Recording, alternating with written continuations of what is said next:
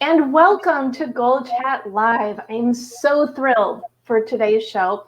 For those of you who don't know me, I'm Debra Eckerling. I'm author of Your Goal Guide, a roadmap for setting, planning, and achieving your goals, and founder of the Deb Method, which is my system for goal setting simplified. And every Sunday night, I lead the Goal Chat Twitter chat, and then on Monday, I bring in awesome guests to dive deeper in the topic.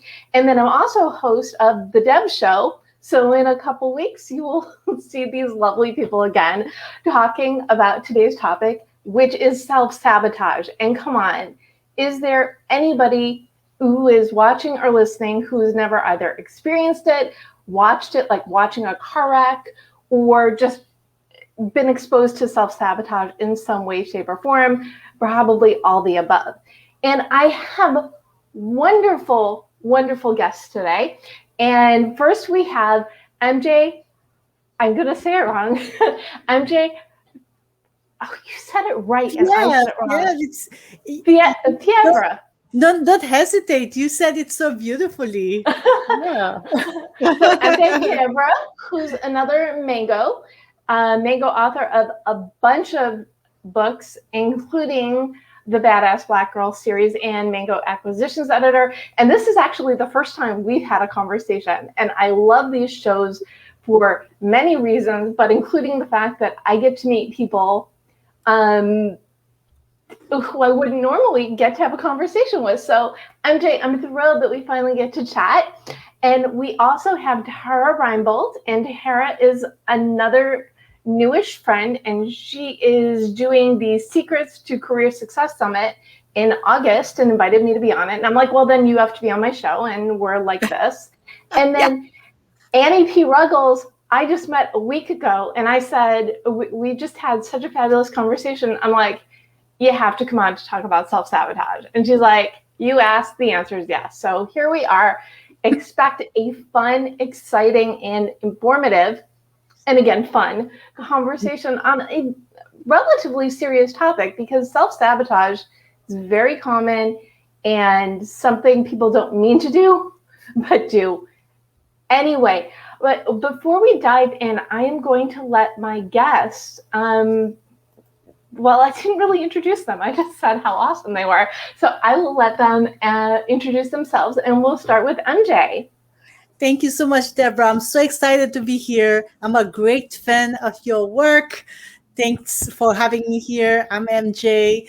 I'm the author of the Badass Black Girl book series, and I'm now working on a book series for Black boys as well. So I'm really excited about upcoming titles. I'm an educator. I've been in education for more than a decade, and I really enjoy working with parents and making life better for kids, helping them grow into confident adults. So I'm excited to talk about self-sabotage and how to avoid it today. Excellent. Well, thank you for being here. And so, Debra, welcome. And why don't you introduce yourself? Well, first off, thank you so much for having me. It's an honor to be here today, and I love talking with other women about this topic because it's something that is near and dear to my heart, because it's something that I struggled with for years, and it's really important in my work and what I do. So a little bit about me. I came from the human resources world and decided to leave and then pursue life coaching, which in some ways, for those of you that know HR, we're kind of like armchair therapist. It makes sense in retrospect going this route, but ultimately I help women rediscover it is who they are and on the road to overcoming burnout. That is ultimately what I do. I help them overcome burnout. And the goal is to reclaim that happiness that they once had. And part of that journey ultimately is figuring out how do we self-sabotage ourselves. So I'm very happy and thankful to be here today to have that conversation with all of you lovely ladies. So thank you, Debra. Well, and I am thrilled too. And I remember the first conversation we had, I was like, we're like this because the Deb method, it's foundational. you figure out what you want and you build from there, which, spoiler alert, I talk about on your summit. But that's really the thing, is to think about what you love and incorporate it into your life, because in a lot of ways it makes all the difference. And it's a way to combat self-sabotage. See, I love it when I can make those threads and stay on topic at the same time. Annie P Ruggles, welcome. Thanks, Debra. And now, Annie, we were at a networking event together, but we didn't meet each other. And then I get a LinkedIn request from Annie saying anybody who names a system after herself has to be my friend. So, yep. 100%. I stand by that assessment. And I love your whole the Non-Sleazy Sales Academy persona you've created, because usually we did business careers a couple weeks ago, and we had Joyce Johnson on, who talked about helping people out of college really embrace and evolve into sales careers. So I think I probably know like a handful of cool salespeople, and you get to be one of them. So tell us about yourself, but also what led you to come up with just such a catchy sort of brand. Thank you for all of those compliments tucked into that question. I am so thrilled to be following Tara, because my company was born of burnout.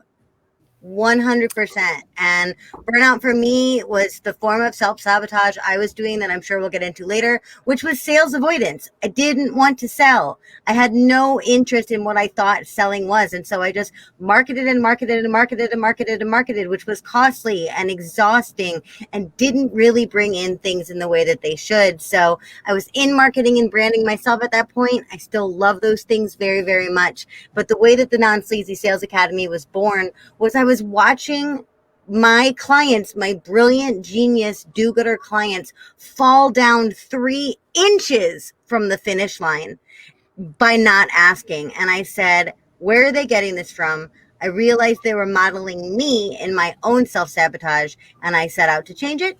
And now here we are. And in terms of the brand, I just wanted it to be the most obvious freaking name on the planet, so that I never had to explain it. I just said it, and they took it how they took it. I love it. That's fantastic. Sometimes being on the nose is really, really good. Yeah. Okay, usually being on the nose is really, really good. And we'll just jump right in, because you've all touched on it a little bit, but let's just ask the question, what is self-sabotage? And we're going to go start with Annie, or Annie P. I love how... Call me whatever you want. Call me Debra too. I don't care. No, that would be confusing. It would. But I'm just saying, it wouldn't matter. To me, self-sabotage is, or I guess self-sabotaging behaviors are the actions that we take that lead us directly away from what we want. I agree. I agree too. I mean, talk about stating the obvious, but, and just to go back to your intro a little bit, I love how you created something that was a solution for you. Because a lot of people, that really is the definition of disruption, is figure out what your challenge is, find a solution, and tell everybody. But doing things that lead you away from your goal, absolutely. MJ, anything to add to that definition? Oh, I mean, it's the perfect definition. You want something, and you do everything you can not to get it. Some of it is conscious. You know exactly what you're doing. You're trying to avoid numbers. If you hate numbers, you don't want to send those invoices because you just hate having to send them. And some of them are subconscious. For instance, not knowing, no, part of you knows that you should say no more often, and you keep saying yes. That's you're not thinking about it as you're doing it. It's subconscious, but part of you knows that it's wrong, and that it's making you busier than you already are and keeping you away from doing what you really want to do and getting to your goals. And Tara, something to add? I guess I would add two things. I started looking at, and honestly, it's not necessarily the definition in itself of what we're talking about. I think we've totally covered it. I think it's more under the umbrella of the topic of self-sabotage. Ultimately, I view self-sabotage as a behavior that once was a coping mechanism that no longer serves us. In fact, it negatively impacts us. Procrastination or perfectionism, for example, may have helped you in the past, but it no longer serves you in the present. And you talked on this, MJ, is you kind of have a feeling, you kind of know about it, but most of us, the issue and why it's self-sabotaging is we don't ever explore that inkling that something's off and I shouldn't be doing it. I shouldn't do this, right? So because of that, we continue down that path. And then, we're further away from our goal than when we first started. So I would say that would be really the only thing that I would add. And then I guess that was counter of what I just only thing. Next thing that I would add is all you're doing with self-sabotage is you're getting in your own way of your goals. Period. That's it. Period. So. End of sentence. Self-sabotage is throwing up roadblocks. And I love what you were saying, MJ, about saying yes when you know you should say no. That topic comes up all the time on my GoalChat Twitter chat because people do. They say yes or they do things that other people think they should do, and they sort of embrace what other people's goals are for them. And it really is, it's sort of like a mixture of what everybody is talking about. You start with you. What do you love? What can you do that's going to do good in the world using your background, expertise, experience that you love? And anything against that, or listening to the voices, whether they're in your head or from other people, that's also a problem. And so this leads to the next question, which is, why do people sabotage their own progress or success? Do you have an answer, Tara? It's not, again, I think it goes back to the coping mechanism, and just like MJ kind of touched on, subconsciously. For example, if I pick apart my perfectionism, it's something that I've always struggled with. It's something that led me to burn out in the first place because I was so busy. I like to call them like the trifecta, the 3 Ps: people pleasing, perfectionism, and procrastination. They all, one leads to another that leads to another. But I can kind of circle it back to growing up. I always wanted to fit in. And in order to fit in, I had to have people like me, right? So, and then having people like me, I said yes. I was a yes person. Whatever you want, okay, that's me fitting in. And then on top of it, I can think of several situations that if things didn't go perfectly my way, I'd get embarrassed, right? So then that's when perfectionism kicked in. And I tried everything in my power to control the situation so that I would never feel like I wasn't competent or like I was stupid. Like I felt like I am in control. I'm the expert here. So that fueled that behavior. And then both of those fueled me to procrastinate. So it's kind of like a round robin.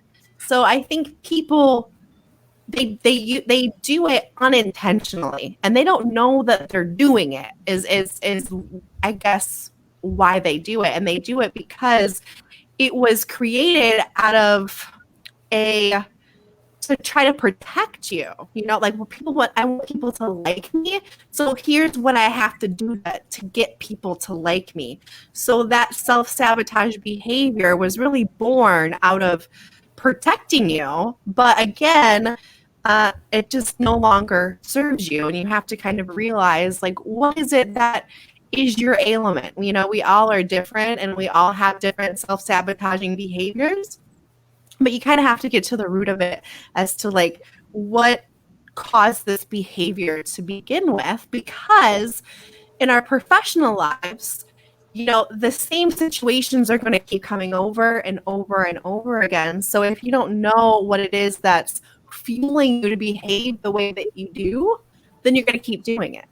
And you're going to continue to self-sabotage, and you're not going to be able, you're going to be like, wow, it's 3 months in and I haven't even tackled the goal that I meant to 3 months ago. And that's because of self-sabotage. When you're talking, the thing that also that keeps going into my mind, which you probably can speak to as well, is like people who stay in jobs way past their prime. They know that they can't move up in the company, and they stay there anyway because it's much easier. Well, I guess people stay in jobs and other relationships, and all that is self-sabotage because it's easier to stay with the devil you know than to choose yourself and change. And I think we all believe choosing yourself and changing really is going to make that difference. I see Annie is like nodding furiously to this. So please. Well, I was going to say the devil you know, right? That's exactly what I was going to say, because I completely agree with Tara that it's a combination of comfort and self-protection, right? But the best definition of anxiety I've ever heard is preparing for your worst possible outcome by imagining all roads to that outcome. And I think sometimes we use up our energy that way. So if I'm going to get rejected, I'm going to reject myself first. If if this is not going to work, I need a reason it's not going to work, and I need a definitive reason, so it may as well be my fault. If I'm going to put this out there and it's going to blow up in my face, well, then I better be prepared for it to blow up in my face. And so it's so interesting that these behaviors that we know are counterintuitive feel so much more productive in some aspects, because we're going, well, I'm being smart, I'm being safe, I'm taking my time, right? I mean, that's one of the main things I hear from procrastinators and perfectionists all over the world. I'm taking my time, I want to do this right. No, it was right 45 minutes ago, and it was right 3 days ago. Send it out now. But we're waiting for that kind of signal that if I put this out, it will be rejection proof. Or if I make this step, it will go okay. So I'm just going to delay, or tweak and tweak and tweak and tweak and tweak until I think I have the smallest possibility of that outcome that we've almost already assumed is going to happen. And I see that all the time on sales calls. People get on these sales calls assuming the person's going to say no. So even if the person is flailing, yes, enthusiastic, wallet in hand, the seller is not hearing that because the seller is anticipating the no. So many times when I self-sabotage, when people I love self-sabotage, it's because what we're anticipating and what we hope for are not the same. Mm-hmm. Wow.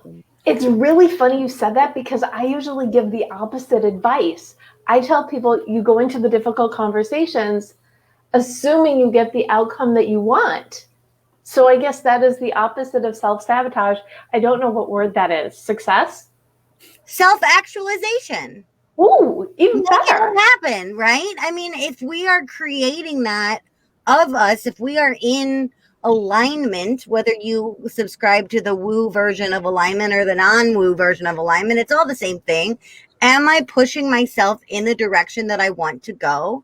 Or am I stalling my own progress? Or if I'm really in full-blown self-sabotage, am I driving the car to a completely different location, right? That's all based on moment-to-moment, day-to-day action. I know you're reading my book. You do know my book is a road trip, right? Yeah, it's got arrows all over it. Da-da. I was just wondering if that analogy was on purpose. It probably was. Crept into my subconscious. You got into my brain, Deb. So MJ. Yes. Your thoughts on why people sabotage their own progress, success, finding the life they want, et cetera, et cetera, et cetera. I I think a big part of it is the lack of self-awareness, because we spend so much time with ourselves. We just assume that we know ourselves, but actually there, a lot of people don't spend enough time really finding out what they stand for, what they want. There is this chaos in our brain, right? The person we are, the person we want to be, the person other people perceive, and all those assumptions and stereotypes that people have about us. And it's all part of all those thoughts going through our head. And we need to take time, I think, every day to sort it all out. Sometimes, you won't think outside the box. You won't think big enough because you're thinking other people's thoughts. Maybe someone who didn't think that you were good enough for him, or that the profession you chose is not the one that you should have chosen, and you start doubting yourself and taking actions to justify failing, when it's not even your voice that you're listening to other people's voices. If you take the example that we all know of, girls are not good at math, and you're trying to be in business, and you keep thinking, maybe that's not what I should do. Maybe I'm not good enough at this because I don't have the natural predisposition for dealing with big numbers, big amounts of money, right? So I think it's really important to get to know what you want, who you are, and also remember to be your biggest cheerleader, so that every day you start the day knowing that you can do what you're doing. I love that, because cheerleading, I've got the gold stars. Everybody, in whenever I speak on a panel or do a workshop, I start with the gold stars, because you chose yourself. And I agree with everything you're saying. I don't think it can be underscored enough. It starts with choosing yourself and what you love, and the toot your horn. Find the people around you that are going to encourage your behavior, the good stuff, right? Absolutely. I mean, particularly coming from another country, I was born in Haiti. I spent half my life there. So I always assumed when I came here, well, I'm not American enough. I don't know enough of the culture. So I would justify not being successful this way. And then, oh my God, I have an accent. Nobody understands me anyway. And then I'm like, okay, I, I'm putting limits, and you're not doing it consciously. It's all happening in the background. You're thinking those things for like a fraction of a second. And before you know it, it becomes who you are until you realize that you're doing it. That's where the self-awareness comes into play, through journaling, through just spending time with yourself, meditating, going for walks, and having an inner conversation. That's how you discover, oh, why do I think this about myself? I'm very successful, and yet I keep thinking that an accent is going to make a difference. And you start realizing, well, actually, having an accent shows that I know about many cultures, because I know about my home country and my new country, and just reminding yourself of those things, because otherwise, if you don't question those those very brief thoughts, they're like a nanosecond, really. They keep amplifying, and before you know it, you're failing. And you've touched on this a little bit already, but what are some other common self-sabotaging behaviors? So the negative self-talk, I think, is huge. Other people's influence, also huge. But what are some other things that maybe people don't realize that they do that are self-sabotage behavior? MJ? I think, for one, we talked a little bit about that, not being able to say no. So being too busy, you end up dealing with so many things that there's absolutely no time to do them correctly. And I think a lot of women deal with this because we feel that it's our responsibility to do so many things. We have to be a daughter. We have to be a companion. We have to be a friend. We have to be everything all the time. So being busy is definitely one way that we self-sabotage. Another way is not to understand ourselves. We talked a little bit about that. I think worrying too much is also a form of self-sabotage, where we want everything to be so perfect. We worry about, oh, what if I fail, and we imagine the worst scenario. Okay, what if you fail? You tried. I mean, failing is better than not trying at all. So I think those three, and we talked about procrastinating a little bit, and also not asking for help. I think it's connected to being too busy. It's connected to that feeling of isolation. I think that people really need to learn to delegate. Wanting to do everything yourself is a recipe for failure. Make sure that you do the things that are you. If Annie is going to do something, it has to be something that Annie and only Annie can do. If it's anything that anybody can do, then Annie shouldn't be doing that.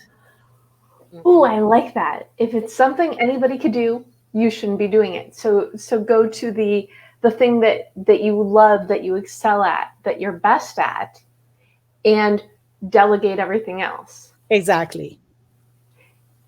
And Hera, you were about to say something. I was just going to say, another common one. I love what MJ just highlighted, though, because what the summit's all is women, we try to do everything. We try to be everything for everyone else. We want to do it perfectly. And we never take the time to slow down in the busyness. And then also what MJ said, it kind of refers back to what I said and what Annie P said, because it kind of what I got out of what you said, Annie, was that your intent, so you've already had the intent in your mind, like, I am going to fail at this and I already know it, so I'm going to self-sabotage. And you can figure that out, that you're going into self-sabotage mode, if you start to have like a daily practice with yourself, become self-aware. And you can also figure out through self-awareness if you are going into your safe zone of, I'm going into perfectionism mode because I want to make sure that the people around me like me and that everything's perfect, right? So it all kind of stems back to having that self-awareness in order for you to get yourself out and know what your intentions are. So I really love that. And the busyness, I think that we're so busy going through the motions in life. We go to work, we come home, we feed the kids, we have maybe an hour left or whatever, and we're just exhausted. So we come up with this false narrative that we just don't have enough time. It's just our circumstances, but this is normal. This is just like how everybody is going through life. But that's not the reality. And the reality of it is that we're getting in our own way in some way, shape, or form, and there could be a better way.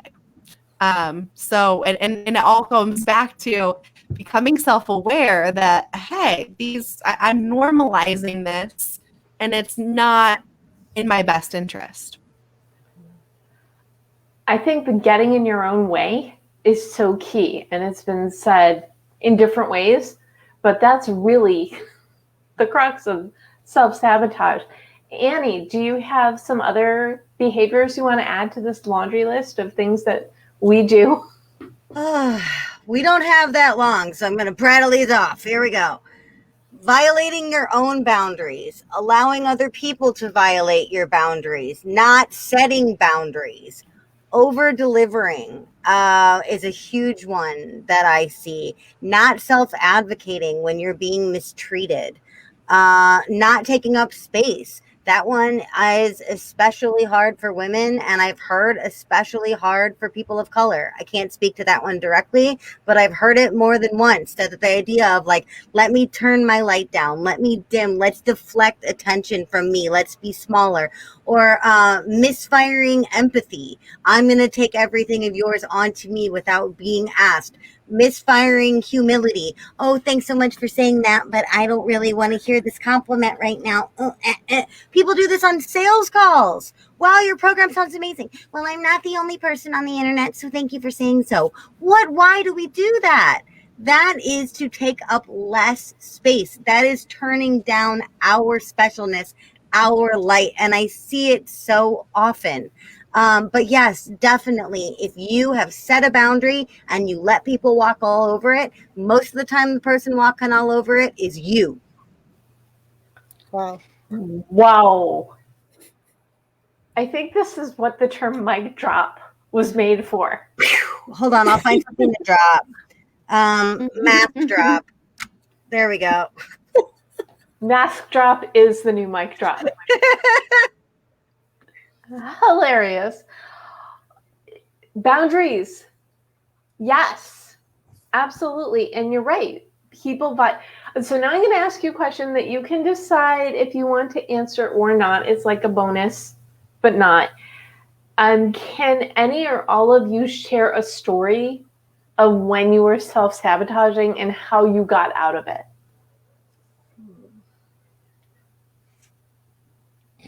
I can. I've told this story many times, so I'll be quick. One thing that I used to love to present growing up, I just loved it. I don't know why. I think actually I do know why. I think it was because I was confident in my delivery, and I like getting up and speaking in front of people. So senior year of high school came, and I had to get up in front of 2,000 people, and then I had to go do another assembly of 2,000.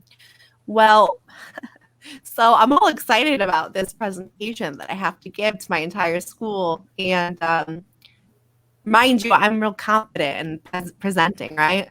And then I do, and I think that I'm funny. I think I'm hilarious. I'm like throwing all these jokes in there, and it's complete crickets, complete silence. And I go from the confident person to my voice shaking. I mean, it was just pretty rough. And then maybe 20 minutes later, they filter out and the next 2,000 come in. And then this is when I had the aha moment, like, oh, I'm not witty either. Because if I was witty, I'd be able to recover and come up with something really clever to just nail it, right? But no, that wasn't me. So it was like the next presentation went even worse. So after that point on in college, all the way into presenting in human resources, because I oftentimes had to speak in front of colleges, in front of leadership and so forth, and our employees.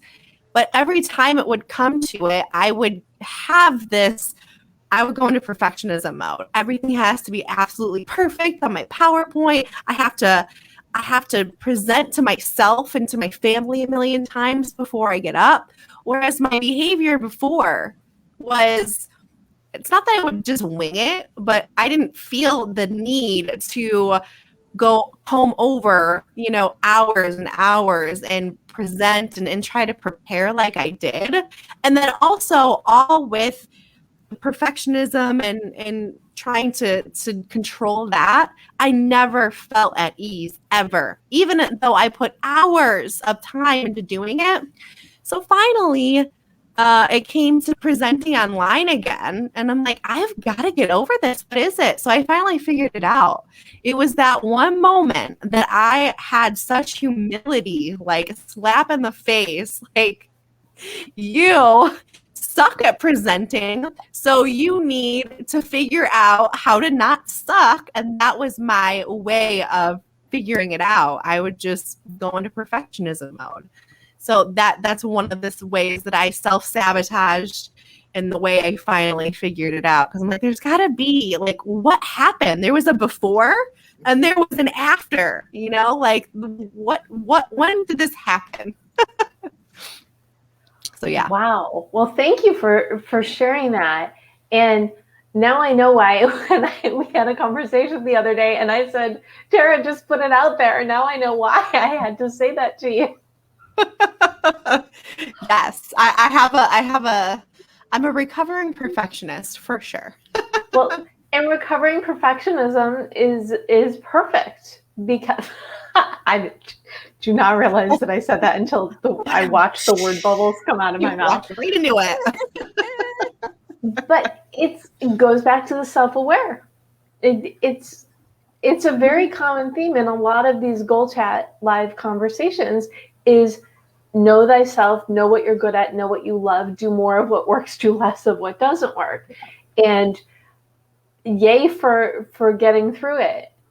Because as someone who also loves talking, the difference is I know I'm not funny unless if I'm trying to be funny, I'm definitely not funny. Occasionally I'm amusing, but I learned not to try. Anyway, MJ, do you have a story of I don't have a real story. I have two anecdotes, I guess. The first one is professional. I got offered a promotion when I was a teacher, and I basically convinced them not to give it to me because I was so insecure. That was one of the biggest mistakes of my career because they wanted me to become department head, and I was like, oh, "Are you sure that there's no better choice among all other people?" And it was just my insecurities talking. I had the qualifications, I had the experience, I definitely had the years, but in the end, I convinced them to get someone else, and she had the same resume that I had, but she was like, "Oh yeah, I'll do that." So that's one anecdote to show you how bad it can get. And the second one is how long I stayed in a relationship in my personal life, just because I was self-sabotaging. I wasn't happy, I wasn't being treated well, but I didn't think that I deserved any better. And we talked earlier about those voices in our heads, right? When we're not sure uh, which voice is our own, which voice is that of society. I came from a very conservative environment, and leaving was just unthinkable to me. And so I was self-sabotaging by just respecting what other people wanted, instead of looking at what I wanted. So that's another example, just staying in a 8-year relationship just because I was not self-aware enough. I was too busy to even leave. I was working so much that there was no time to even think about where that relationship was going. So being too busy is definitely one of those things we do to self-sabotage. And are we correct in thinking that you are no longer in that relationship? Oh my God, I'm so happy now. I'm in a new relationship where, Yay! I mean, self-sabotage at this level doesn't exist anymore. I got my gold star. Thank you. Annie. Oh, you just want one example of a time that I sabotaged myself and got out of it? Because I got about 706. Yeah, pick your one or two favorites. Okay. Well, one of them, I mean, I sound like a broken record, but the reason I teach sales now is because of how sales avoidant I was. And one of the main things I would do is I would get somebody onto a discovery call or a clarity call or a free consultation or whatever you want to call it. And we'd really be vibing. We'd be having this like amazing conversation. I'd be loading them up with a whole bunch of homework. And then they'd be like, whoa, that's groundbreaking. Whoa, my mind has totally changed. Annie, we got to work together. And I'd go, okay, cool. Yeah. Someday. Yeah. Sure. I would love to work with you. Let me get back to you in a couple of weeks when I have something to show. Thanks so much for your time. Bye. And I would hang up. Why would I do that? I had a website sitting right freaking there, ready to go with a buy button on it. They'd say, I want to work with you. And I'd go, right? I wouldn't get there until finally I realized that like I was going rapidly broke and had to start asking. But the other was, I think, even harder for me emotionally, because once I started asking, I really loved it. But something ongoing that I struggle with is just plain old image issues.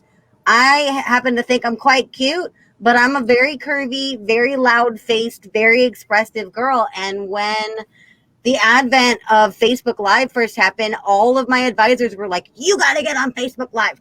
You got to get out there. Put your face out there. Do it. And I would spend like 2 hours a day doing my freaking hair. Why? Why was I doing that? It was procrastination. But what I had to do to get out of that, and self-protection, like we talked about before, was I had to sort of just boldly take a giant leap in the other direction to prove to myself that I wouldn't die of embarrassment if I just did it. And so I made a video where I took the heels of my hands, I took my makeup, and I smudged it all down my face. I put on my rattiest t-shirt, and I went like this to my hair. And I did a video like this. And I just called it, if I don't die during this video, you won't die either. And it was horrifying. And then I look back on it and I'm like, that might be my best video ever, because I am just letting it all hang out. Like, this is so much better than I looked in that video. Like, I think I took up the nose shots intentionally, but I just like had to prove to myself that if I put myself out there boldly, bravely, maybe it won't work. It's all a grand experiment, but I'm not going to die. So I may as well just do it. Now let me straighten my hair. I love that story. It really goes to the whole, if you don't ask, the answer is always no. Yep. If you don't put yourself out there, you have no idea what the possibilities are. 100%. And if you don't put yourself out there, the people that need you can't find you. Will you say that again? If you don't put yourself out there, the people that need you can't find you. And that's personal and professional. If MJ hadn't gotten out of that toxic relationship, MJ couldn't find their new wonderful relationship, right? If you don't put yourself out there, the people that need you can't find you. Love it. So we have this one way to combat self-sabotage is to bulldoze through things. What are some other ways that people can combat self-sabotage? Tara? Well, I always have people start with the self-awareness. That's where I have people start, because for everyone is a little bit differently. You know, we all self-sabotage a little bit differently. And I always say, if you can't fix the problem if you don't know that you have a problem to begin with. So that's where the self-awareness comes in. And then after that is kind of when you tackle, you know, for example, Annie just mentioned that she kind of likes to bulldoze her way through things. You know, whereas MJ may have a totally different approach, because that's just not going to necessarily work for her. So, like, maybe MJ has to create a list of fact versus fiction. These are the thoughts that I'm experiencing. I'm not worth it. I'm not this.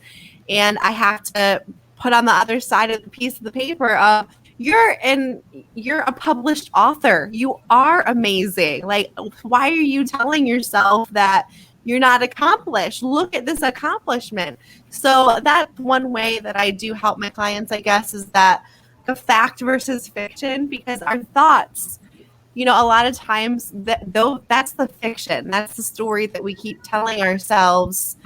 And like she said, it's fleeting, you know, it's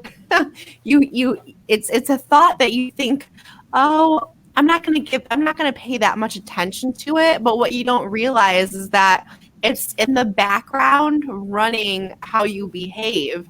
And one thing that I didn't touch on earlier, but with the self-sabotage, essentially what happens is it becomes a habit. And that's what you don't realize is when you're put into similar situations of maybe it's like Annie talking about visibility, getting out there as an entrepreneur, and you keep trying to procrastinate because you're afraid that you're going to, fail if you put yourself out there.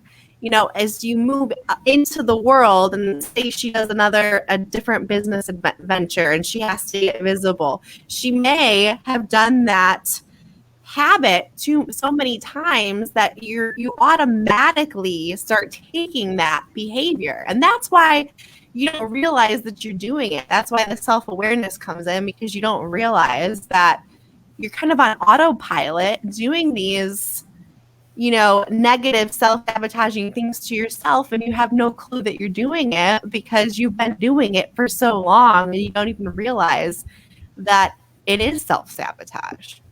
So I kind of digressed a little bit. I don't even know if I answered the question, so I'm sorry. It's fine. We're just chatting. Everything goes. And I like the fact versus fiction list. I often tell clients to do a win list. So every day, write down 1, 2, 3 wins. And that way, when you're having a rough day, you can look back on it. But I also really like the whole fact versus fiction thing, because it's our mind has so much power over us. And if you just lay the facts out there, plain as day, saying this is the truth, I am amazing. I love that. That's just fantastic. MJ, thoughts on combating? Yeah, absolutely. I mean, one thing is to treat yourself like a friend. I mean, we treat other people so well. We're cheerful. We've got their backs. We're there for them. But when it comes to us, very often we have the kind of inner dialogue that we would be embarrassed to admit in front of other people. So, I mean, be gentle with yourself. I love the idea of journaling. I do a lot of journaling where I think about my day, but I really use kindness to write about it. Because ever since I decided that I have to have my own back, I started really seeing the day with different eyes, right? You see all the things that you did right, and you give yourself hope for fixing whatever did not go the way you wanted them to. I love the H word, the hope word. It's so important. And we recently had a show on resilience, and that's really what life is all about: being resilient, going through life, being your best you, and don't sabotage it. You're awesome, right? Right. So, Annie, do you have something to add on combating, or do you have something or 10 to add on the combating? I have one this time. I promise I've distilled it down to one thing, which is that a small dose of accountability goes a really long way, personally and professionally, right? There's been a million studies that say if you're trying to get healthy, find a team, find a squad. If you're battling cancer, start a care blog, right? Do all of these other things to keep your spirits up. But for me, one thing that radically changed my perfectionism and procrastination is when I hired my assistant. My assistant has a schedule she has to keep in order to keep me happy. She needs stuff from me. I have to get to those things to her on time. I am accountable to her. I don't have time to sit there and look at an email for 8 hours going, should that be a question or a sentence? Is this too long? Should I use this image? Oh my God. Oh my God. Because she's sitting there going, tick, tick, I need this email so I can fulfill your timeline. So finding people both professionally and personally who understand your vision, who understand your goal, and will walk that path with you, hold your hand, and hold you accountable. What was flashing in my head, and I put the link to my Write On Online Facebook community where you can set and report on goals and toot your horn and share what's going on and make new connections. But I have a client who overthinks, and I told her she had 20 minutes to write a blog post, and there was crickets on the phone. And I'm like, okay, you can have an hour. Because she's spending 8 hours writing blog posts. And that's never okay. I do it for me. I contribute, I write LinkedIn articles and I contribute posts, and I always give myself a time limit, and I am never allowed more than an hour for any blog posts, because we'll all edit ourselves into oblivion. So find your people and and that's why even I tell people, your goals don't even have to be specific. When you post your goals for the week, you could say, do 5 things or write 20 pages or do X number of outreaches. It can be totally vague, but you're sending it out into the universe. And there are people, me, with the Twitter chat too. It's every week. It's what was your biggest win and what are your goals for the week? There are people there, and it's really funny because there are very few people who are in both my Twitter and Facebook community, because you have to find your best way, but to find your people and to outsource and to not do all of the things. I think I'm having Annie rants. You're welcome. I'm getting the thumbs up. It's infectious, baby. So before we go, I need all of you to bestow a goal on the audience. Now, this can be something that you want to do more of or better, or it could just be it can be a goal that you think will help others to combat self-sabotage. And should we start with you, Annie? Sure. And this is a goal for the viewers or a goal for me or both?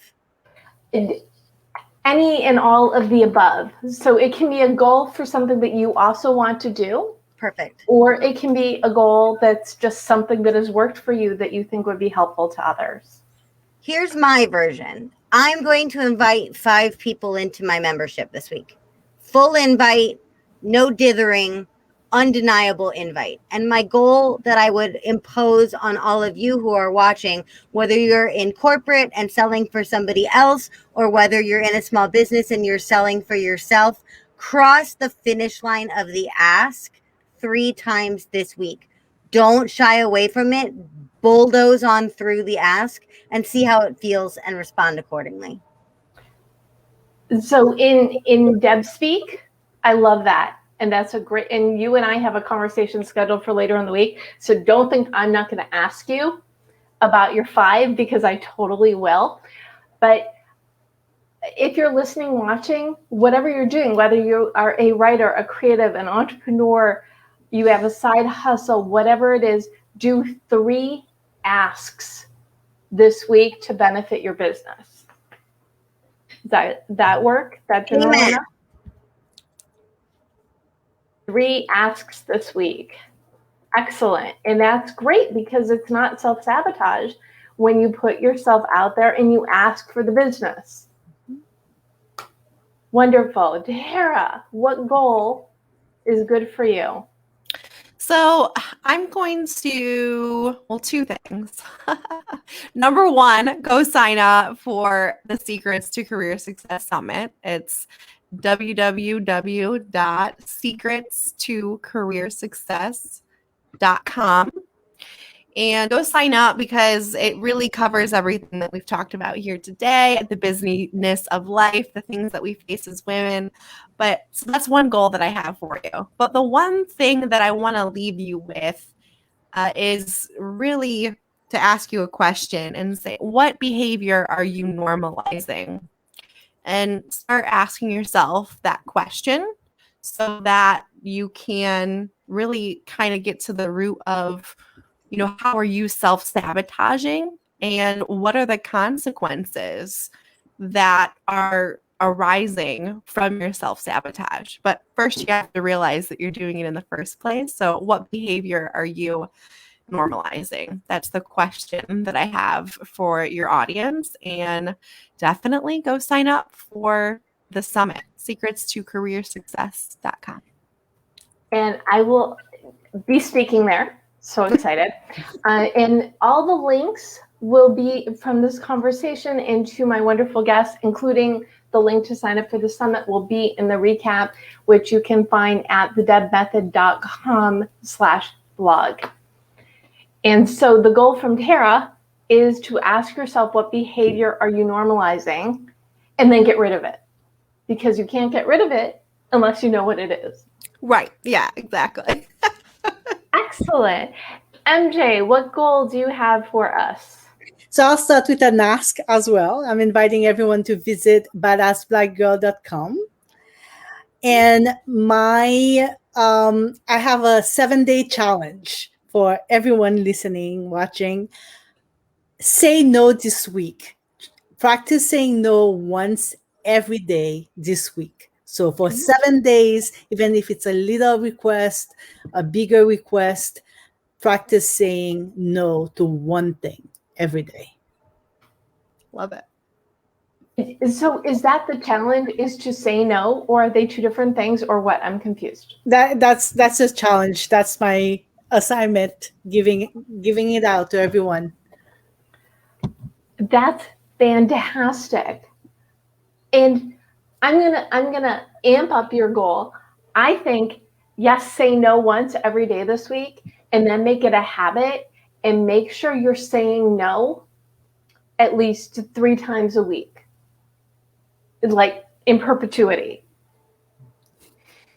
Because if you look at your life and what you can take on, chances are you're taking on the regular, you're taking on way too many things. So get in the habit of saying no. And by doing it once a day for 7 days, it's gonna start your self-awareness, your self-realization, and your being better to yourself. I said it funny, but you all know what I'm talking about. So MJ and Hera just told everybody where they could find them. Annie, where can people find you? Well, you can go to my website, which is AnniePRuggles.com, to find out more about the Non-Sleazy Sales Academy and how it can support you in your business. But I would also super love it if you would go check out my podcast, Too Legitimate to Quit, Instantly Actionable Small Business Strategies with a Pop Culture Spin, which Deb is going to be on soon, and we're talking about Ally McBeal. Spoiler! That podcast is available wherever the heck you listen to podcasts. Excellent. And MJ, Tara, anything else you want to tell people where they can find you, or are we good? In addition to the website, badassblackgirl.com, if you're on Instagram, you can get to me there too. My handle is at badassblackgirlbooks. So I'm looking forward to staying in touch with everyone. Wonderful. And Hera, they can find you on Instagram as well, right? That's no. So you can find me. My website is Burnout to Bless, the number 2. So it's Burnout to Bless, the number 2.com. And the easiest place to find me is either on LinkedIn under Tara Reinbolt or on Facebook under Tara Reinbolt. And I also have a podcast. It's called the Burnout to Bless podcast. Fantastic. Well, thank you all so much for joining today. And just before we wrap, if you want to learn more about the Deb method and how you can figure out what you want so you can get what you want, go to thedebmethod.com. And if you need a little bit more help figuring out your goals, grab your copy of your goal guide at Amazon or your favorite place to buy books. So ladies, final quick thought to Hera. Ooh. Well, I would say the final thought that I have for people is once you start to get in tune with yourself and what it is that you truly want out of life, not what others want for you, not what you should do. Once you start to get in tune with that, it's going to be a much easier process to get over self-sabotage. It's going to be a much easier process to identify what your long-term goals are. So ultimately, you can reach, true happiness. You can reach that. If you've had it once, you can get back there. You just have to start by getting back into self-discovery and know who it is that you are. So I guess that's my last fleeting thought. And MJ, your final thought. Set boundaries. Set boundaries for yourself, for others. That's the key. Excellent. And Annie, take us home. Final thought. Embarrassment sucks, but you won't die. The world is not good enough without your voice in it, so push on through. Wait, embarrassment sucks, but you won't die? Love it. Thank you all so much, Tahara, MJ, Annie, for sharing your thoughts, experience, and great advice on self-sabotage. Thank you all for listening, watching. Again, I'm Debra Eckerling, and join me every Sunday night for Goal Chat Twitter Chat and Mondays for Goal Chat Live on Facebook and LinkedIn. In the meantime, you don't have to self-sabotage. You get to have the life you want. So go on out there, go for it.